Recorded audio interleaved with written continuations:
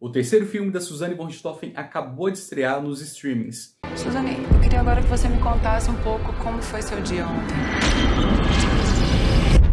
Meu dia foi normal. Dessa vez, o terceiro, não tratando a respeito de nenhuma visão dos irmãos Cravinhos ou da Suzanne, trata a respeito da confissão e de como houve o desdobramento das investigações até descobrirem que, de fato, os três eram os autores do crime. E falando a respeito dos bastidores e de todo o processo de criação envolvendo o filme, é o nosso vídeo de hoje. Vem comigo.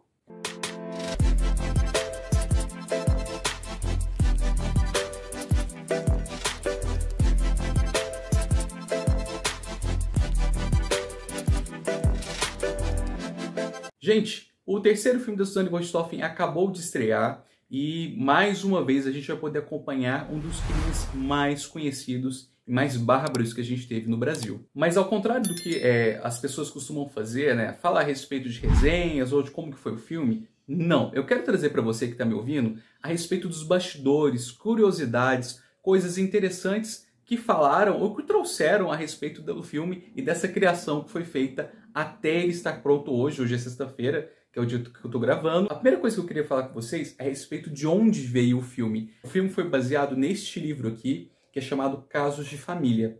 O que é o Caso de Família? É um livro que foi criado e escrito pela Ilana Casoy, que trata a respeito em duas partes, não sei se vai dar para enxergar aqui, ó, dividido em casos de família muito famosos no Brasil. Essa primeira metade trata a respeito da Suzanne von Richthofen e essa segunda metade trata a respeito do casal Nardoni. E a Ilana Casoy é uma criminóloga, é uma pessoa que acompanha casos reais, ajuda nas investigações, ajuda ali no acompanhamento para poder falar qual que são as impressões dela, se ela quer ir pela defesa ou se ela quer ir pela acusação, é uma coisa muito particular dela. E ela acompanhou os dois casos e trouxe nesse livro o resultado de toda a pesquisa dela. Da Suzanne von Richthofen, por exemplo, ela acompanhou durante 4 anos o processo em si envolvendo a Suzanne. E essa primeira parte é muito interessante, que ela traz nesse livro o caderno de anotações que ela tinha durante toda a investigação que foi feita. Então você pode ver que aqui na metade do livro, de cada uma dessas partes, por exemplo, ela traz fotos da reprodução simulada que foi feita da Suzanne von Richthofen. É muito interessante, não sei se a Suzanne, inclusive, aqui, ó. Não sei se dá para pegar aí, mas ela traz isso aqui é o próprio caderno de anotações a respeito de toda a investigação, todo o processo, todo o julgamento que ela acompanhou da Suzanne von Richthofen. Então foi baseado nesse livro que foi feito o terceiro filme. A Ilana Casoy, então, é essa criminóloga. Para você que às vezes não sabe quem é a Ilana Casoy, você vai conhecer uma série que ela participou como roteirista, que é Bom Dia, Verônica. Bom Dia, Verônica, que já está na 3ª ou 4ª temporada, ela esteve à frente do roteiro juntamente com o Rafael Montes, que também é um outro escritor que gosta muito de suspenses, de crimes, de casos reais. Então eles se juntaram, se uniram, criaram Bom Dia, Verônica, mas ela também é a pessoa por trás agora dos filmes da Suzanne von Richthofen. A Ilana Casoy, até então, ela tinha começado, na época ela era uma estagiária, quando ela acompanhou o caso da Suzanne von Richthofen.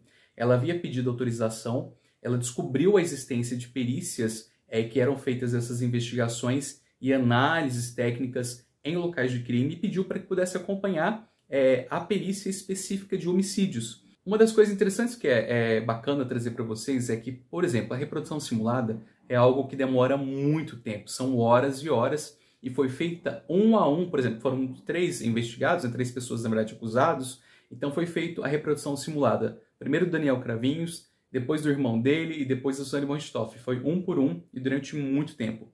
E o Daniel Cravinhos, ele entrou em pânico quando foi feita a reprodução simulada. A gente sabe que escolhem pessoas para fazer o papel da vítima, né, que está ali, que sofreu algum tipo de tentativa ou de fato homicídio, e buscam colocar pessoas que têm um biotipo parecido e o físico parecido com aquelas pessoas. E foi colocado um policial que se parecia muito com o pai da Suzanne. No momento que ele entrou no quarto, que ele viu o policial deitado, que o policial era a cara do pai da Suzanne von Richthofen, ele entrou em pânico. Começou a chorar, ficou desesperado, tiveram que acalmar o Daniel Cravinhos, fizeram até mesmo um Pai Nosso de mãos dadas para que pudesse dar continuidade e não ficasse prejudicada a reprodução simulada, porque estava toda a imprensa, né, helicópteros, milhares de pessoas ali acompanhando um dos casos mais emblemáticos que a gente teve no país, né, no Brasil inteiro. Então foi algo muito difícil e muita concentração, muito complicada. Ela até mesmo tentaram subornar a Ilana Casoy. Ela era a única civil, quando a gente fala civil é a pessoa comum, que não é policial, que estava acompanhando as investigações.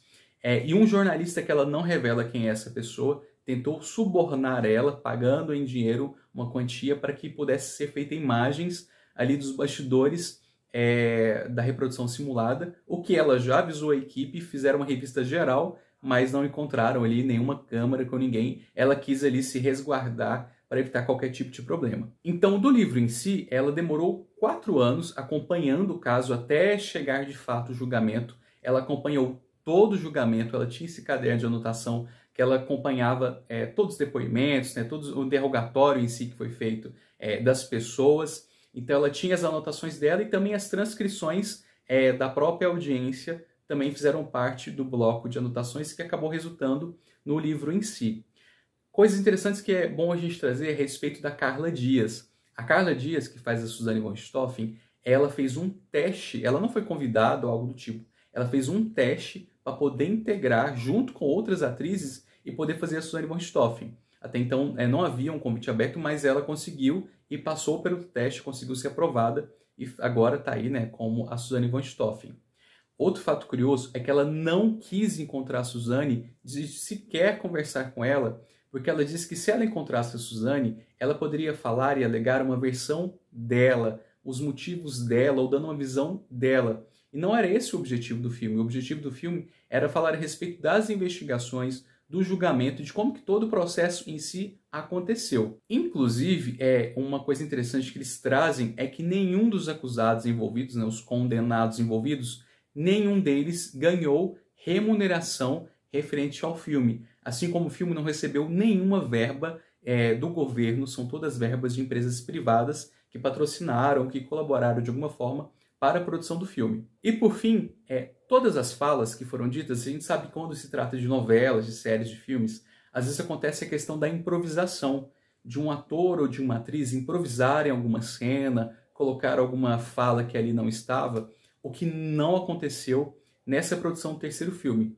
Por se tratar de um processo judicial e trazer na íntegra esse processo judicial de uma maneira televisionada, né, reproduzindo um filme, eles tiveram que também reproduzir na íntegra, vírgula por vírgula, ponto por ponto, palavra por palavra, todas as frases que estavam no roteiro, porque eram elas referente a todo o julgamento e todo o processo de investigação que estava ali envolvendo os 3 acusados e agora condenados.